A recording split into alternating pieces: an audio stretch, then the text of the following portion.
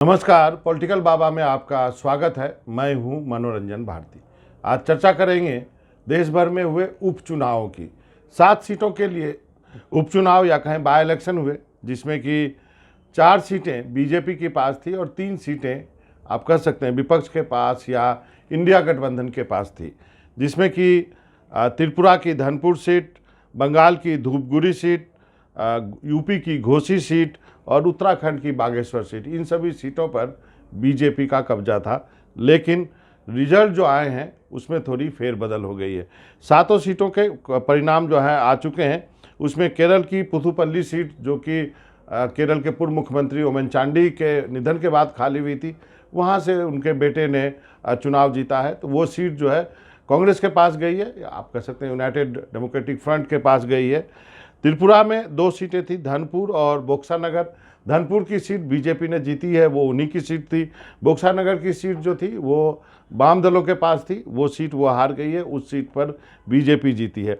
बंगाल की धूपगढ़ी सीट जो है वो काफ़ी महत्वपूर्ण है, ये सीट बीजेपी के पास थी, इस पर तृणमूल कांग्रेस जो है वो जीत गई है। झारखंड की जो डुमरी सीट थी वो झारखंड मुक्ति मोर्चा के पास थी और उन्होंने ये सीट रिटेन की है। बागेश्वर की सीट उत्तराखंड की जो है वो बीजेपी के साथ थी, वो बीजेपी जीती है। लेकिन उत्तर प्रदेश की घोसी सीट, जहां से बीजेपी जीती थी, समाजवादी जीती थी पिछले बार, लेकिन वहां पे एक दिलचस्प कहानी हुई है।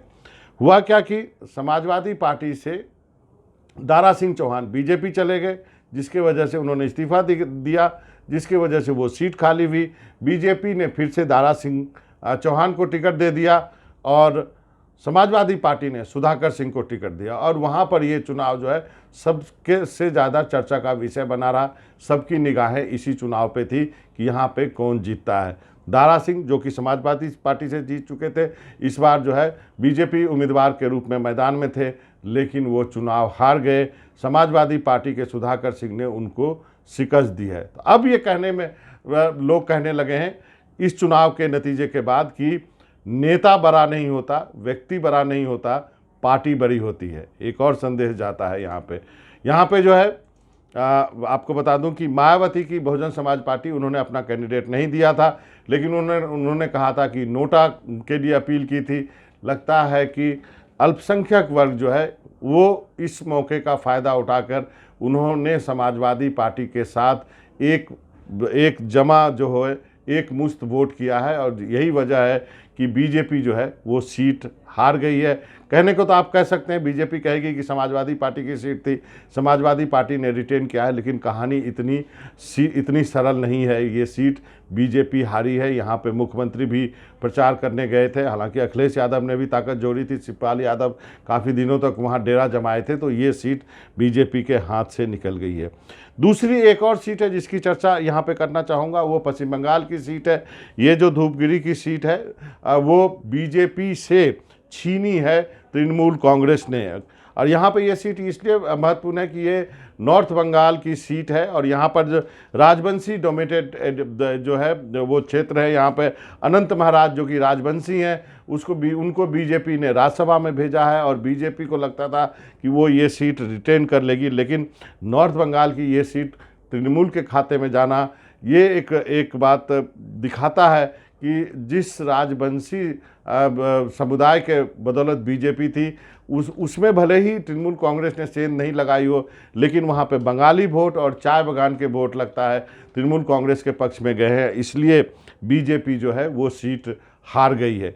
इस उपचुनाव से एक और सीख मिलती है कि जो बंगाल की सीट है वहाँ पर कांग्रेस और वामपंथी दल साथ लड़े थे, वो वहाँ पे उनको ज़्यादा वोट नहीं मिला, बहुत कम वोट मिला है। और त्रिपुरा की बोक्सा नगर की सीट जो सीपीएम जो है वो हार गई है, यानी दोनों जगह जो है लेफ्ट फ्रंट के पास कुछ मिला नहीं है। तो ये कहानी आती है कि बंगाल त्रिपुरा में कांग्रेस और लेफ्ट फ्रंट का जो गठबंधन है वो काम नहीं करना है। यदि इंडिया गठबंधन की बात करें तो इनको आज नहीं कल डिसाइड करना होगा कि ये तृणमूल कांग्रेस के साथ जा सकते हैं। इस पूरे उपचुनाव के बाद एक बात आप कह सकते हैं कि इस उपचुनाव के नतीजे 4-3 से इंडिया गठबंधन के पक्ष में गए हैं, क्योंकि इस चुनाव के पहले यही कहा गया कि इंडिया गठबंधन बनने के बाद ये पहली परीक्षा है इस गठबंधन की कि ये बीजेपी के या एनडीए के मुकाबले कैसे टिकेगी। तो वो नतीजे अब सामने आ गए हैं। तो 4-3 से इंडिया गठबंधन आगे है।